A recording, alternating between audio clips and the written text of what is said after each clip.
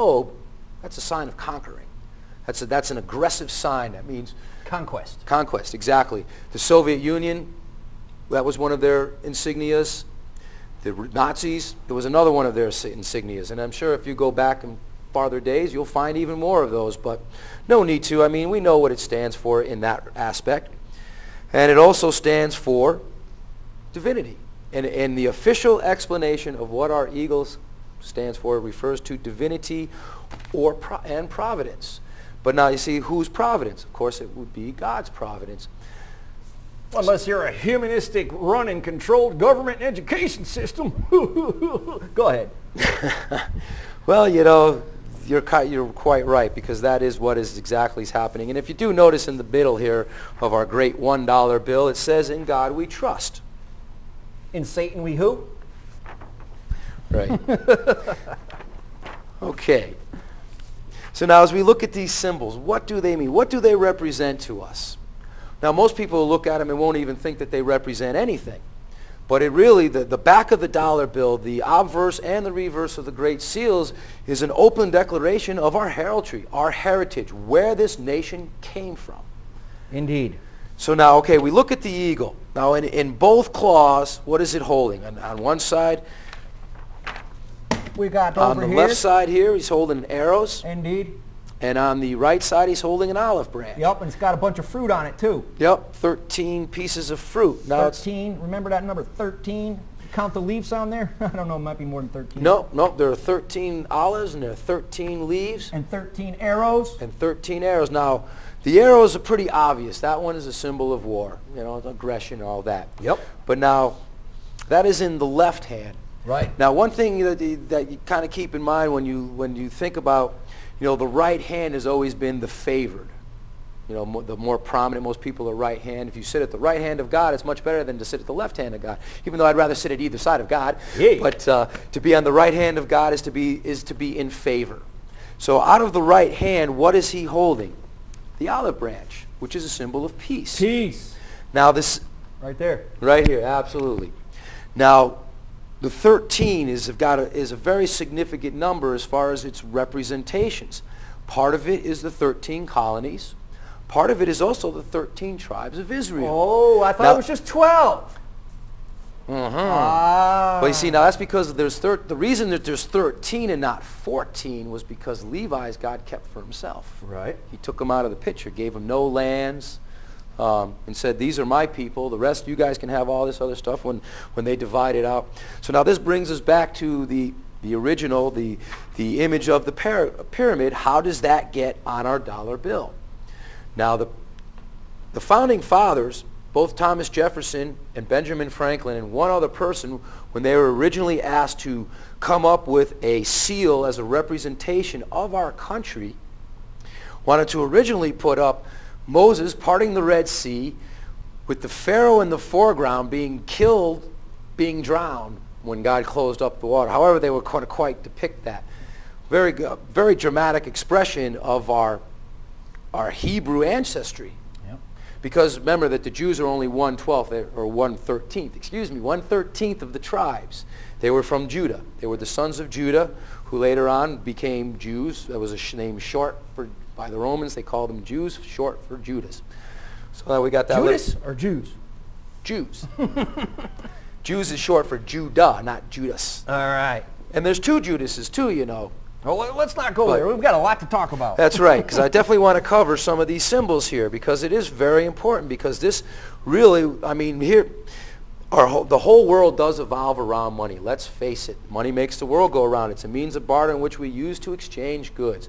Now, what is our when we pass money around, I mean, if it had pictures of the devil on it, then I guess now we're going to be representing, hey, we're devil worshipers, have some devil money. So now we pass around this money, saying that we're God worshipers, have some God's money. Yep. So now, okay, we look at we've covered the olive a little bit here, the olive branch, which is a symbol of peace in the right hand, which is what we would prefer. I know I personally would prefer peace over war. Yep. Although there are times, you know, that we do have to go to war. Although in the last 50 years, I can't think of one good reason that we've gone to war. Yep. Actually, in the last 50 years, we've never officially gone to war because Congress hasn't declared it. That's it. another little story for our Constitution. So where are we here? We're back on the eagle. Yeah, we're still talking about the eagle.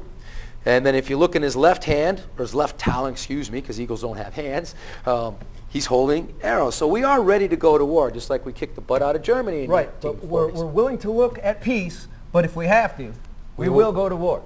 We will look over to war, absolutely. Well, you know, there are many times in our heraldry when we've had to go to war. The children of Israel had to go to war to reclaim the land that God promised them. And we will put up on the screen some biblical references that you can check out that these come from.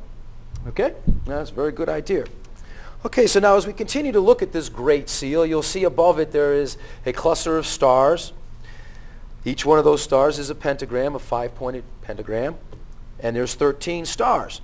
And within that, I don't know if this picture shows it really well, but all those little outpourings from that stars, that's called the glory. And then around that you have what's called a cloud. Now each one of those actually has specific meanings. Absolutely. Officially and then of course unofficially. Now we're not really going to talk too much about the occultic meanings. We could throw those out a little bit just to show how Satan once again clams on everything he can and just gives it a twist and tries to bring it down and distort it and just take away from the truth of it. So now the 13 stars, okay, I've discussed that already, where it represents the 13 colonies and the 13 tribes of Israel. It also points into a 6-pointed star, which is most commonly known as the Star of David. And yet, some have said that there is occultic meanings to that. Even Tex Mars claims that the Star of David is not the divine symbol. Now, our present dollar bill, that came about in 1957. Is that correct? You read that through? The ones that we have today, right, yeah, they were changed because they used to be gold certificates. Right. They used to never say the Federal, well, they've said the Federal Reserve notes on them for quite some time, probably since 1913, but I remember as a child my father had many bills that said gold certificates or silver certificates. So once they did away with all the gold and the silver, and that was all shipped out overseas, most of the gold, they've done away with the certificates, and now they just have promissory notes from the Federal Reserve. But that's... So we're dealing with 13 is the number. Mm-hmm. Lucky 13. 13 is the Manasseh, which is a character description which means forgetful. Well, then that brings me to the very last image that I have here, because now you see, here we have the emblems of Manasseh. Now you have the 12 tribes of Israel. Now to understand what this is, you have to look, and I'm going to briefly go over the covenant, the Abrahamic covenant, that brings us to where we are today. And why our national number is 13, and there's 13 13s in our heraldry. Go for it. Tell them why. Okay, God made a promise to Abraham, you would be the father of many nations. It's all right here, spelled out in Abrahamic covenant. Okay, Abraham gave birth to 2 sons, Isaac and Ishmael.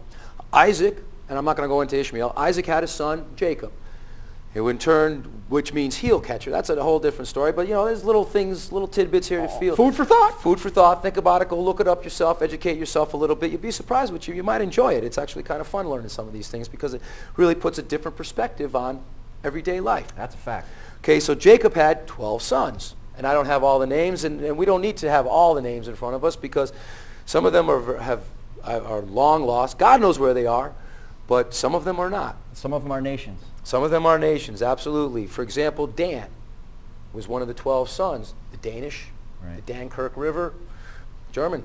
Right. And in fact, in this text, you'll find that Mr. Cap approached Iceland and told them that they would become a nation, and that they were of the tribe of Benjamin, and they laughed at him. And they did become a nation. Mm-hmm. And they concurred with him, and he was there when all the action went down when they became a nation. But anyway, that's just another item for food for thought. Okay, so you had the 12 sons of Israel, or Jacob, who later God changed his name to Israel, God among us, I believe is what that means, or God governed, one of those. I'm not going to quote you on that I forget because there was 2 meanings. Anyways, roll. You have his 12 sons. Now Joseph, his son, or one